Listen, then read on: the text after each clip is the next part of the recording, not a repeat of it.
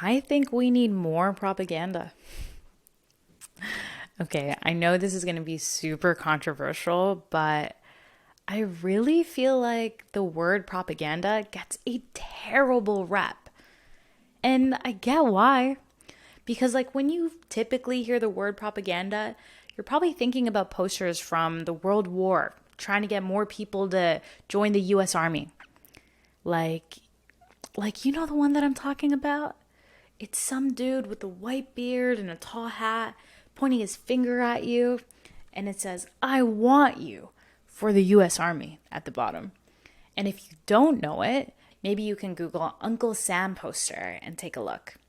It's quite unsettling. Actually, on a side note, I just heard the saying, "You don't mess with Uncle Sam" for the first time the other day. And I learned that Uncle Sam is supposed to be some personification of the United States government. And it's the same guy from the poster. He has the white beard, the tall hat, and the whole Star Spangled Banner outfit. Another thing that pops into my head when I hear the word propaganda is the book 1984 by George Orwell. And in the book, they describe all these signs like war is peace, freedom is slavery, and Big Brother is watching you. It's pretty heavy stuff, pretty scary stuff. And I say this to acknowledge that propaganda is definitely tied to a bunch of destructive circumstances. But it doesn't mean that propaganda itself is destructive. Propaganda by itself is basically like an ad campaign. And it works. It works really well. An ad campaign itself isn't destructive, but it can be used to motivate people to do destructive things. But ultimately, it's just a way to spread information or an idea. So equally, it could be used to motivate people to do the opposite of destructive things. Like, take smoking, for example. There used to be a time where smoking was so normal. And we're talking about cigarettes here. People used to smoke all the time, like on airplanes and around babies and inside buildings, or while in a meeting, they're just smoking, which sounds so absurd now because smoking used to be a status symbol back in the day. And it's a complete opposite now. You used to see rich men smoking cigarettes in gentlemen's clubs or on the TV or in cigarette commercials. But now, culturally, we think of smoking as a bad habit and it's unacceptable in public. But there's a reason we collectively think this, and it's because of propaganda. Think about it. Take the perspective of running a country. It's your job to understand that there's this habit that a huge part of the population engages in, and it makes them die early and face serious health consequences. And then also, it makes the people around them also face similar health consequences. It's basically your job to step in for the sake of the country. And the hardest part about it is that it's not enough to simply say that something is bad for you and you should stop doing it. And we know this. There are countless examples of things that are bad for you, and that's not enough. People still do them. People rarely prioritize a choice that's going to make them healthier and live longer. Because if that were true, a lot of our society would look so different.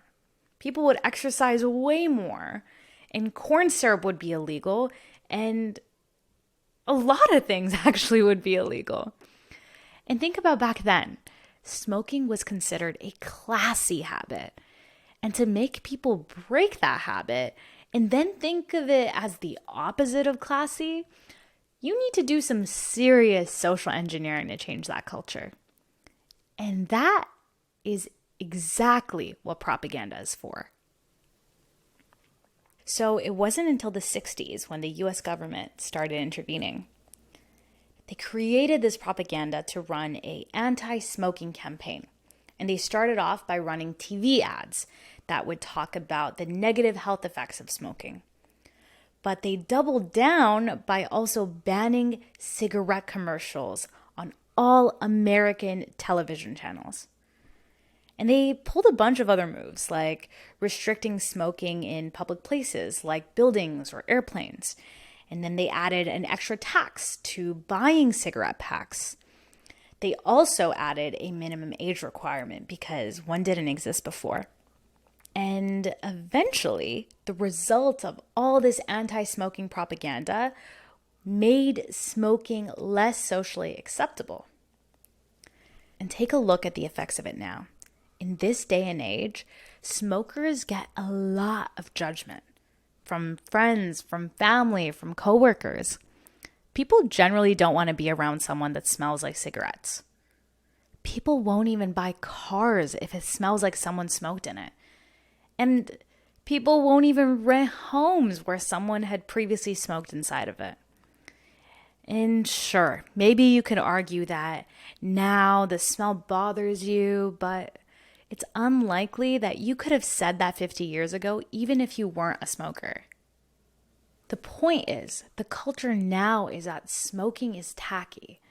Not that it's unhealthy, but rather that it's gross. And that cultural shift, that cultural alignment is the result of propaganda. To get people to think that something that used to be classy and normal for decades and generations is now tacky and is now gross, that's propaganda. That's a result of propaganda. Given the current political climate in the US today, I think it's just so unlikely that the same sort of restrictions would have been allowed if the government tried to intervene with cigarettes, like today. There are just so many misaligned incentives nowadays, from lobbyists to bipartisan politics. There's just no way that the government would be able to push out any sort of consistent messaging. Trying to change the social habits of people living in this country is nearly impossible today, especially in the United States. I feel like realizing this makes for such an interesting contrast to one of my favorite countries. If you know me in real life and we've spent at least 10 hours together, I've probably brought up Lee Kuan Yew. He's on my mind a lot. He was a prime minister of Singapore from the inception of the country until the 90s. And he basically made Singapore what it is today. It used to be this dirt poor country that was small, had no political alliances and no natural resources. And he turned that tiny island into one of the world's wealthiest nations. And the most fascinating thing that he talks about is social engineering. I think that he really understood that to create a functioning society from scratch, there has to be rules. People have to be on the same page about their values or even the way they treat each other. If you've ever been to Singapore, the first thing you probably notice is how freaking clean it is. Everything. The ground, the landscaping, the buildings, it's all so clean. And on top of that, everyone seems so fit and healthy, and everyone seems so welcoming and respectful. And that's not a coincidence at all. I want to say that a lot of it is a result of countless campaigns pushing that propaganda. In one of Lee Kuan Yew's books, he talked about how it used to be part of the culture to spit in public, which, I don't know, my friend calls this a loogie, but spitting in public used to be the norm. on sidewalks and inside buildings and even in their apartment complexes. And even today in this country, spitting in public is not something that's technically illegal, but it's just not a habit that's socially acceptable in Western culture. And Lee Kuan Yew recognized that, and it became important for him and his people and his citizens to be seen as equal to the richer Western countries. And so he pushed for propaganda to make spitting in public socially unacceptable. He changed the normal things that people did every day and made it be seen as a bad habit by the same people. And that's a type of social engineering you can accomplish with an effective campaign. He also did similar stuff for promoting fitness and cleanliness and politeness even.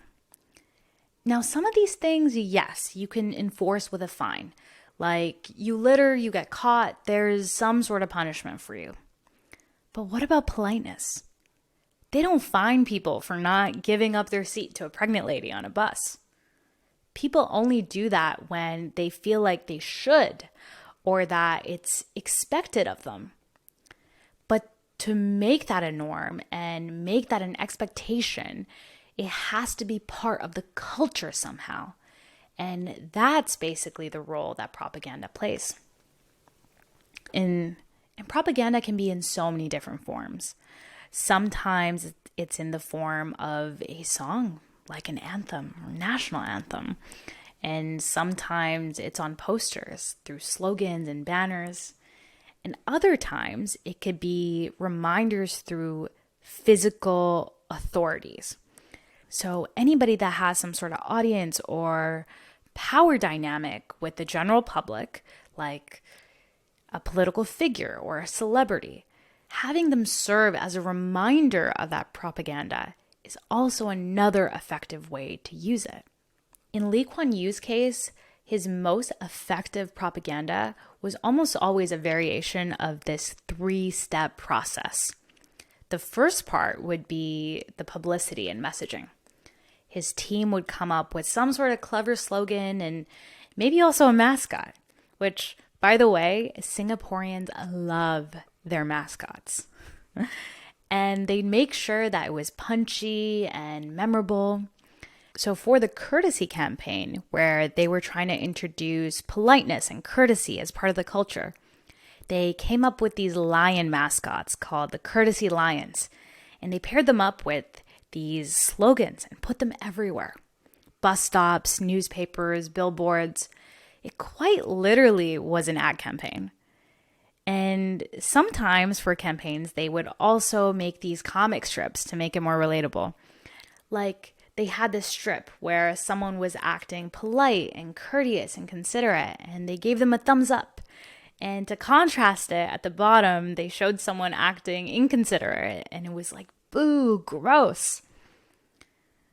The comics were more effective than you might think. The second part of the propaganda was involving the community. This meant schools, workplaces, unions, rec centers.